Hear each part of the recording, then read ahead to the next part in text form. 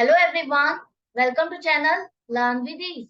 आज का टॉपिक है हमारा अकाउंटिंग फॉर पार्टनरशिप फर्म्स का, जिसमें हम सॉल्व करेंगे क्वेश्चन नंबर 25 को। और ये है आपका चैप्टर नंबर 2 डी.के. गोयल की बुक से, क्लास 12 अकाउंट्स के लिए।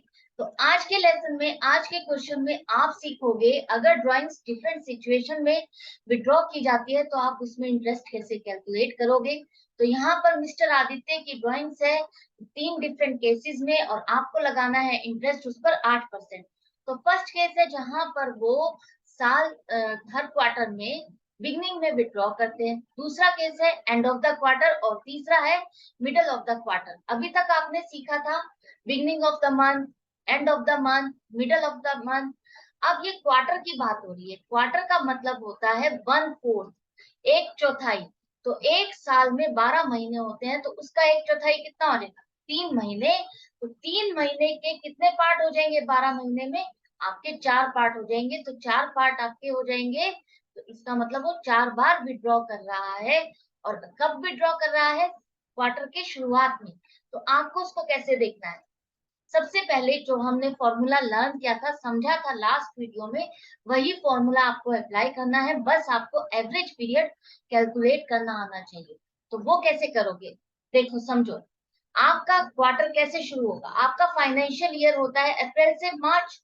तो आपको क्वार्टर कैलकुलेट करना है, अप्रैल से स्टार्ट करना है। तो फर्स्ट क्वार्टर आपका शुरू होगा अप्रैल से, और वो होगा अप्रैल मई जून, एक क्वार्टर।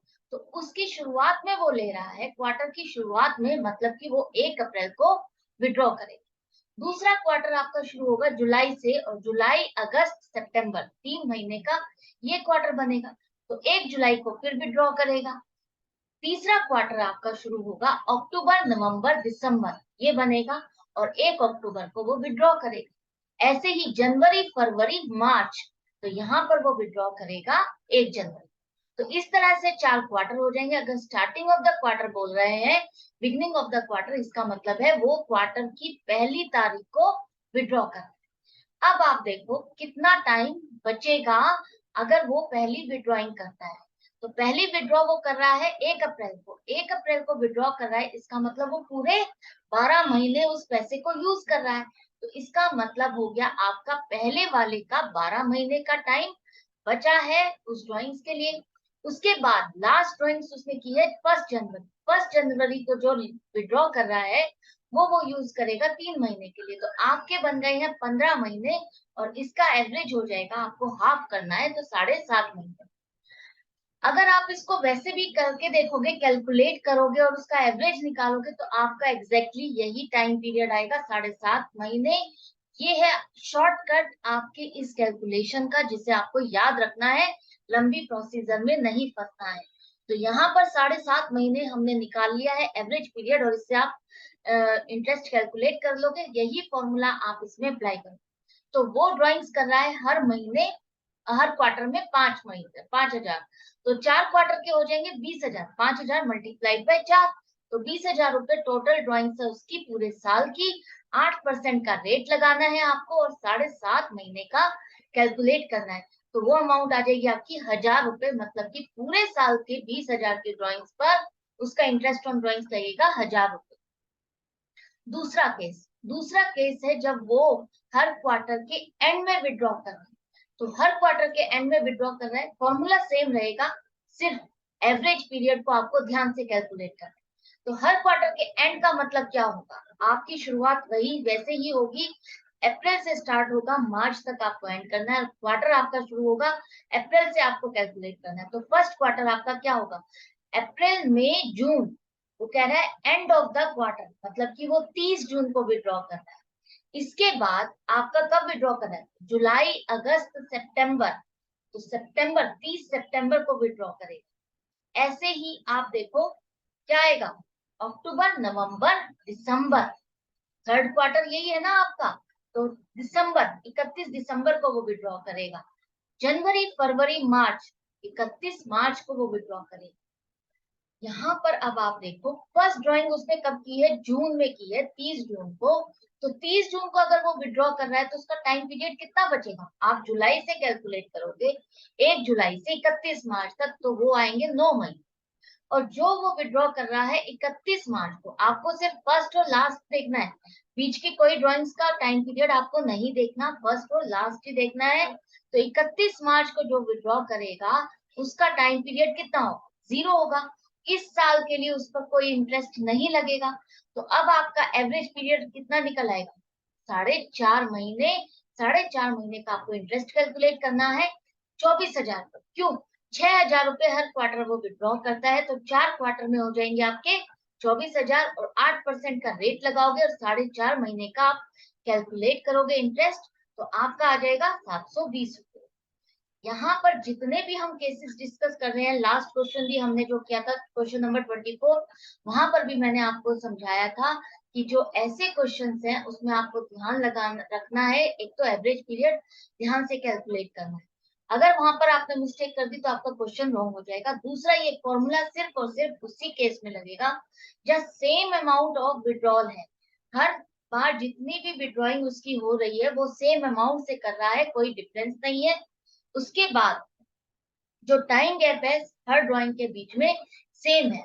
अगर पहली और दूसरी ड्राइंग के बीच में अगर 3 महीने का गैप है तो दूसरी और तीसरी के बीच में भी 3 महीने का ही गैप होना चाहिए, अदरवाइज आप इस मेथड को नहीं लगाओगे। आप दूसरा मेथड लगाओगे, प्रोडक्ट मेथड, या सिंपल उसको कैलकुलेट करोगे।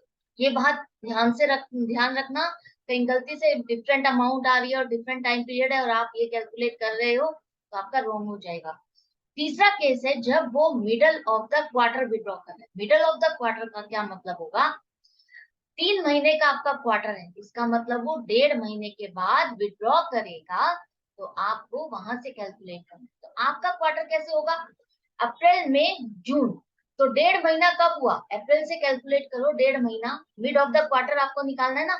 अप्रैल मई जून वाले क्वार्टर का मिडल क्या होगा, 15 मई होगा। 15 मई वाले जो विड्रॉइंग है उसकी आप कहाँ से कैलकुलेशन करोगे, 16 मई से 31 मार्च तक। तो 16 मई से 31 मार्च तक उसके हो जाएंगे 10.5 महीने। ऐसे ही आगे के कैलकुलेट करो आप। नेक्स्ट क्वार्टर आपका शुरू होता है जुलाई से, तो जुलाई अगस्त सितंबर, इसका मिडल क्या आएगा, आपको 1.5 महीने मिडल निकालना है, तो डेढ़ डेढ़ करोगे ना, तो 1.5 महीने निकालने हैं आपको, तो 15 अगस्त आ जाएगा आपका सेकेंड क्वार्टर। ऐसे ही 15 नवंबर, और ऐसे ही 15 फरवरी। आई होप ये पॉइंट आपको क्लियर हो गया होगा। अब जो लास्ट क्वार्टर पे उसने विड्रॉ किया है वो है 15 फरवरी, और 15 फरवरी वाला पैसा उसके पास कितने महीने रहा है, कितने टाइम के लिए यूज किया उसने, 16 फरवरी से 31 मार्च, मतलब कि 1.5 महीने की। अब आप एवरेज निकाल लो, एवरेज हो जाएगी आपकी 6 मंथ्स। तो 6 मंथ्स का आपको इंटरेस्ट कैलकुलेट करना है। टोटल ड्रॉइंग्स उसके पूरे साल के लिए कितनी है, 40,000 रुपए, 10,000 हर क्वार्टर विड्रॉ करता है, और 4 है आपके क्वार्टर, तो 40,000, 8% का रेट ऑफ इंटरेस्ट, और एवरेज पीरियड आपका 6 महीने है, तो वो आप कैलकुलेट कर लोगे, मतलब कि 8% का इंटरेस्ट आपको 6 महीने के लिए कैलकुलेट करना है, आधे साल का तो वो आ जाएगा आपका 1,600। तो आई होप ये आपको क्वेश्चन क्लियर हो गया होगा। ये फॉर्मूला सिर्फ आपको एक हर महीने वाले केस में ही नहीं लगाना, मैंने आपको बताया था चाहे वो आपका कितना भी टाइम पीरियड हो, लेकिन सिर्फ और सिर्फ कंडीशन ये है कि सेम अमाउंट ऑफ विड्रॉइंग होनी चाहिए और टाइम गैप ड्रॉइंग्स के बीच में सेम होना चाहिए, चाहे वो 1 महीना हो, 2 महीने हो, 6 महीने हो, 4 महीने हो, डजेंट मैटर। सिर्फ और सिर्फ ये कंडीशन होनी चाहिए कि जितनी भी ड्राइंग से टाइम गैप और अमाउंट सेम है, तो आप इस फॉर्मूले को बेधड़क लगाओ। तो जैसे कि लास्ट क्वेश्चन में हमने पर मंथ की भी ड्राइंग के अकॉर्डिंग निकाला था, इस क्वेश्चन में हमने क्वार्टर के अकॉर्डिंग निकाला। अगर आपका इस नेक्स्ट क्वेश्चन या किसी क्वेश्चन में आपके पास आ जाए एग्जाम में कि वो हाफ ईयरली विड्रॉ करता है और starting of the half year withdraw करता है, तब आप कैसे करोगे, end of the half year withdraw करता है तब आप कैसे कैलकुलेट करोगे। तो आप अपनी प्रैक्टिस के लिए भी खुद ऐसे क्वेश्चंस बना सकते हो, ताकि आप खुद कैलकुलेट करो, खुद अपने आप को परफेक्ट करो, खुद क्वेश्चंस बनाओ। खुद से क्वेश्चंस करोगे तो आप ज्यादा ज्यादा अपने कॉन्सेप्ट्स को क्लियर करते हो।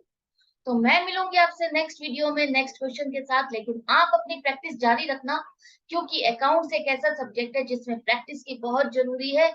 उससे आपकी स्पीड बढ़ती है, आपके कॉन्सेप्ट क्लियर रहते हैं, आपको याद रहता है, और कैलकुलेशन फास्ट हो जाती है।